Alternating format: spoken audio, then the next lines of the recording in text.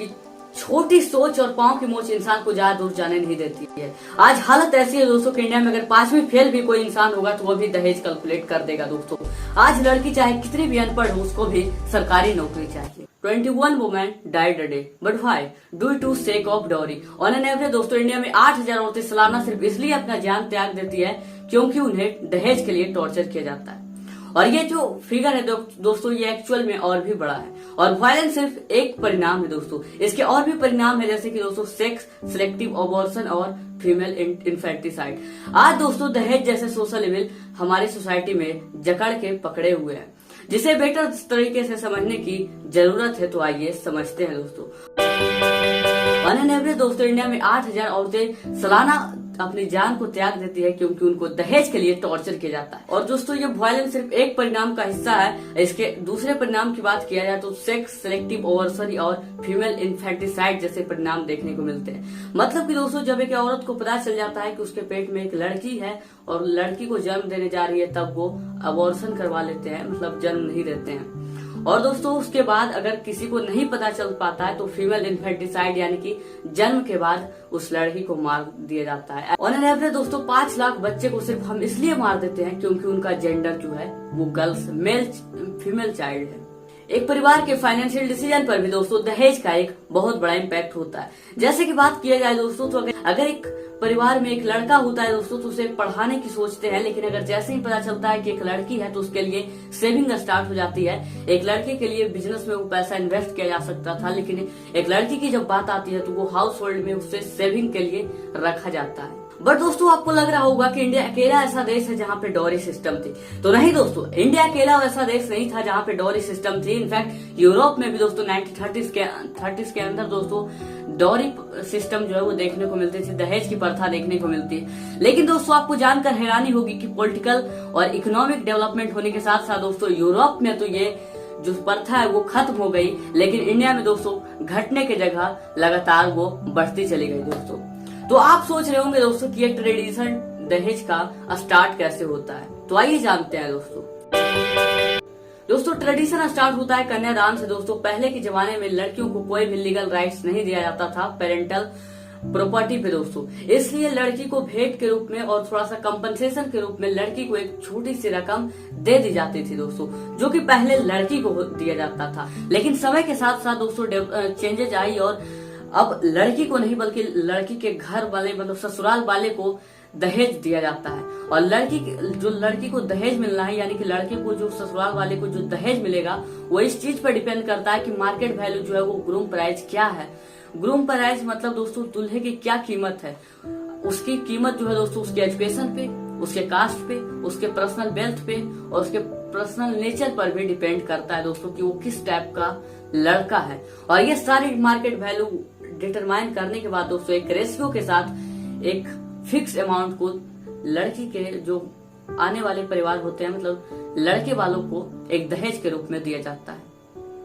और आज भी दोस्तों रियलिटी हमारे इंडिया की ये है कि स्पेशली मैं दोस्तों यूपी बिहार की बात कर रहा हूँ, भले ही इंसान 5वीं फेल हो लेकिन उसको भी आप अगर बता दीजिएगा ना स्टैटिक्स, तो वो भी कैलकुलेट कर देगा कि दहेज इसको कितना मिलना चाहिए और कितना मिला होगा दोस्तों। ये रियलिटी है, जिसको 5+5 जोड़ने नहीं आता होगा दोस्तों, आज वो दहेज कैलकुलेट करता है। अगर IAS है तो 1 करोड़ मिलेगा, IPS है तो 80 लाख मिलेगा, और SP है दोस्तों तो 70 लाख 62 लाख के मिलेगा। ऐसा एक रेशियो बना दिया जाता है हमारे इंडिया के अंदर। आज कई लोग दोस्तों जो सुधार लाना भी चाहते हैं दोस्तों वो सिर्फ इस वजह से दहेज लेते हैं ताकि उनको सोसाइटी में अपनी इज्जत रखनी है और स्टेटस दिखाना है कि हम भी टैलेंटेड थे, हमारे अंदर भी कुछ था, बस इस वजह से हमने दहेज ली और हमको ये मिला दोस्तों। ये एक रियलिटी है हमारे इंडिया में और हमारे सोसाइटी के अंदर, जो कुछ लोग सुधार लाने के बावजूद भी दोस्तों ऐसा सोच कर सोसाइटी के माइंडसेट पे दोस्तों अपना स्टेटस बरकरार रखने के लिए दहेज लेते हैं दोस्तों।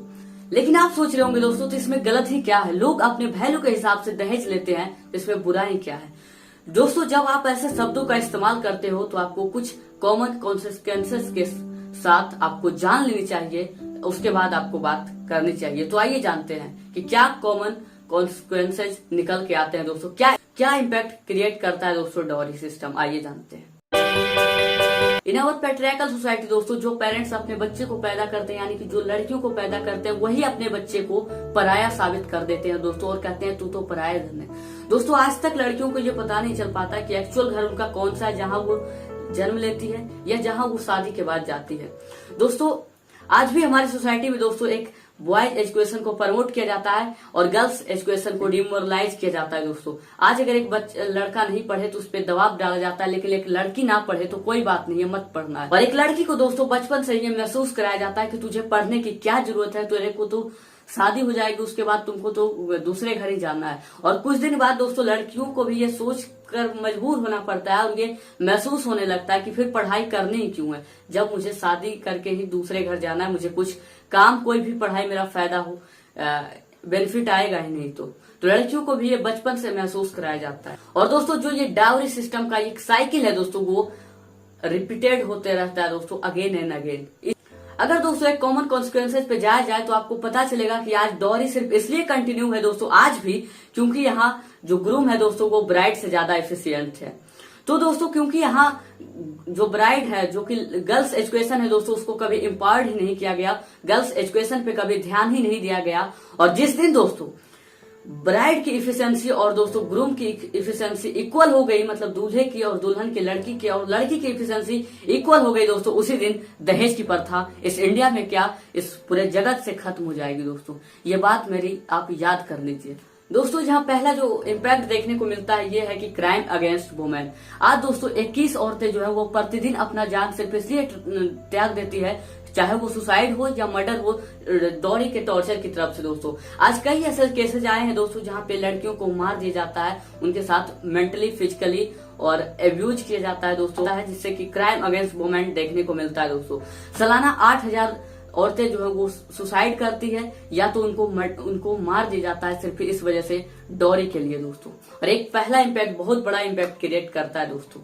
और दूसरा जो यहाँ पे इम्पैक्ट देखने को मिलता है दोस्तों ये है कि affecting on career of women. आज दोस्तों एक लड़का है, उसके एजुकेशन को प्रमोट किया जाता है, लेकिन एक लड़की को डिमोरलाइज किया जाता है। लड़की को मैंने बताया ना कि बचपन से ये कहा जाता है कि पढ़ाई तुम्हें किस काम के लिए आएगी। आज दोस्तों जो लोअर क्लास है दोस्तों, वो अपने जो गर्ल्स हैं दोस्तों, औरतें हैं, उनको काम पे भेजते हैं ताकि वो पैसे ला सके, अपने दहेज के लिए जुटा सके। लेकिन दोस्तों आज भी जो मिडिल क्लास के लिए और अपर मिडिल क्लास के लिए और जो हाई क्लास के लोग हैं दोस्तों, ये सोचते हैं कि आज औरतें जो है उनको काम नहीं करना चाहिए, उनको घर से बाहर नहीं जाना चाहिए, क्योंकि वो उनकी इज्जत की सवाल है। और जिससे कि दोस्तों आज औरतों की जो करियर है उसको डिमोरलाइज किया जाता है और लड़की को इनएफिशिएंट बनाया जाता है। उसके बाद हम कहते हैं कि डॉरियां कभी खत्म ही नहीं हो सकती है। ये रियलिटी है दोस्तों। आज दोस्तों 5 लाख बर्थ चाइल्ड को सिर्फ इसलिए हम मार देते हैं क्योंकि उनका जेंडर जो है वो फीमेल पाया जाता है। और एक बहुत बड़ा कारण है दोस्तों जेंडर डिस्क्रिमिनेशन हमारे इंडिया के अंदर जो देखने को मिलता है दहेज के लिए। आज सिर्फ इन बच्चों को सिर्फ इसलिए मार दिया जाता है दोस्तों ताकि उनको आगे जाकर ये डर लग रहता है कि हमें दहेज देना पड़ेगा कि इनकी शादियां कैसे करवा सकती है। इस छोटी सोच दोस्तों, और एक ऐसा कहावत भी है दोस्तों हमारे इंडिया में कि छोटी सोच और पांव की मोच इंसान को ज्यादा दूर जाने नहीं देती है। और इसमें दोस्तों हमारे सोसाइटी की भी पूरी जिम्मेदारी है। जब एक लड़की की शादी होती है दोस्तों, जब दहेज दिया जाता है तो उसे लगता है कि दहेज गलत है, लेकिन जब दोस्तों आगे चलकर उसका ही बेटा होता है और उसके बेटे की शादी की जाती है, तब वो भी जो लड़की रहती है वो दहेज की मांग करती है दोस्तों। आज भी दोस्तों हमारे सोसाइटी के अंदर ऐसी माइंडसेट है लोगों की कि अगर बेटे की शादी हो रही है तो दहेज लाओ, लेकिन अगर बेटी की शादी है दोस्तों तो वहां पे दहेज इलीगल हो जाता है। तो अंकल जी जमाना बदल गया है, पहले लेना बंद कीजिए, डॉरी अपने आप खत्म हो जाएगी, क्योंकि अपनी दहेज और दूसरों की दहेज गिफ्ट कैसे हो सकती है। आज दोस्तों लड़की कितनी भी अनपढ़ क्यों ना हो दोस्तों, वो 9वीं 10वीं में फेल क्यों ना हो दोस्तों, लेकिन उसे भी लड़का चाहिए, स्मार्ट चाहिए दोस्तों, कमाने वाला चाहिए दोस्तों, और इनफैक्ट सरकारी नौकरी वाला चाहिए। तो जो लड़का है सामने वाला दोस्तों, वो भी तो अपना एफिशिएंसी देखेगा कि हम किसके साथ ज्यादा कंफर्टेबल हो सकते हैं। तो लड़कियों को भी कहते हैं कि पढ़ाई पे ध्यान दीजिए, या फिर जिस फील्ड में हम आप उसी फील्ड में ध्यान दीजिए, क्योंकि जो सामने वाला है, अगर आप अच्छा प्रोडक्ट खरीद रहे हैं तो आपको पता होना चाहिए कि अच्छे पैसे भी लगते हैं, आपको मेंटेनेंस भी उसकी लगती है दोस्तों। तो क्या करना चाहिए दोस्तों जिससे दहेज को कम से कम किया जाना चाहिए? ध्यान दीजिए, मैं खत्म की बात नहीं कर रहा हूँ, क्योंकि ये इंडिया है, यहाँ कुछ भी हो सकता है। क्या करना चाहिए? लॉ इम्पोज कर देना चाहिए। अच्छा, अगर ऐसा होता दोस्तों, लॉ इम्पोज कर दिया जाता, तो यहाँ पे तो मर्डर पे भी लॉ इम्पोज है दोस्तों, रेप पे भी हैं, फिर भी तो यहाँ मर्डर हो रहे हैं, रेप हो रहे हैं। तो क्या करना चाहिए दोस्तों? और एक्चुअली दोस्तों अगर लॉ की बात है तो 1961 में ही दोस्तों डॉरी प्रोहिबिशन एक्ट लाया गया है दोस्तों, जिसमें डॉरी को गलत बताया गया, इलीगल, और इसमें सजा भी होती है दोस्तों। कई केसेज आए हैं हमारे इंडिया में जैसे, लेकिन क्या लगता है इससे एक औरत की जो सेल्फ रिस्पेक्ट है दोस्तों वो बरकरार रहेगी? मुझे नहीं लगता है दोस्तों। और ये एक थ्योरी भी है कि अगर औरत को जबरदस्ती आप कहीं पे शादी कर दीजिएगा तो वो सेल्फ रिस्पेक्ट अपना खुद भी बचा नहीं पा सकती है दोस्तों, तो वो दूसरे से क्या ही अपेक्षा कर सकती है दोस्तों।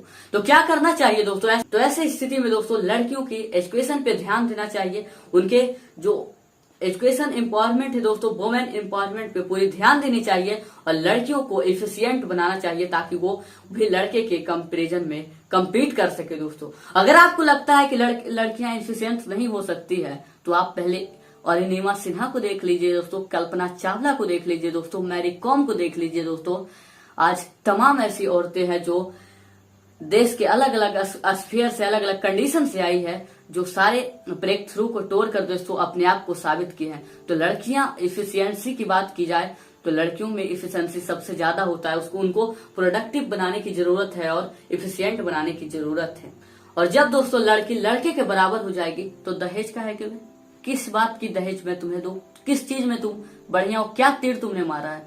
ये एक लड़की भी एक लड़के से सवाल कर सकती है जब अपने आप को उसको लगेगा कि हाँ मैं खुद भी सक्षम हूँ। दूसरा दोस्तों क्या करना चाहिए? इकोनॉमिक इंडिपेंडेंस देना चाहिए लड़कियों को और उनको मतलब कि कैरियर ऑप्शन चुनने के लिए दिया जाना चाहिए, क्योंकि एक रिपोर्ट में ऐसा पता चला है दोस्तों कि जो लड़कियां प्रॉपर्टी ओन करते हैं उनपे लोअर रिस्क डोमेस्टिक वायलेंस का चांसेस रहते हैं दोस्तों। और ये सही है दोस्तों, जहां तक मेरा मानना है तो इकोनॉमिक इंडिपेंडेंस भी लड़कियों को दिया जाना चाहिए, जिससे कि वो अपना डिसीजन मेकिंग प्रोसेस अच्छा बना सके और अपने आप को सोसाइटी के अंदर इस्टेब्लिश कर सके, अपने स्टेटस को दिखा सके दोस्तों।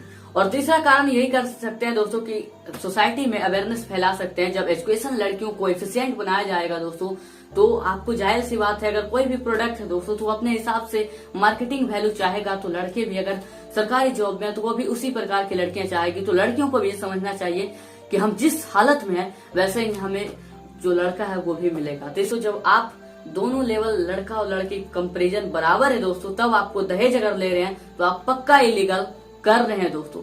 और अवेयरनेस फैला सकते तो आपको होगी दोस्तों कि एक के करने से क्या फर्क पड़ता है, लेकिन हर एक के करने से फर्क पड़ता है। और इनमें से सिर्फ फर्क है तो सिर्फ एक का, इसलिए फर्क पड़ता है।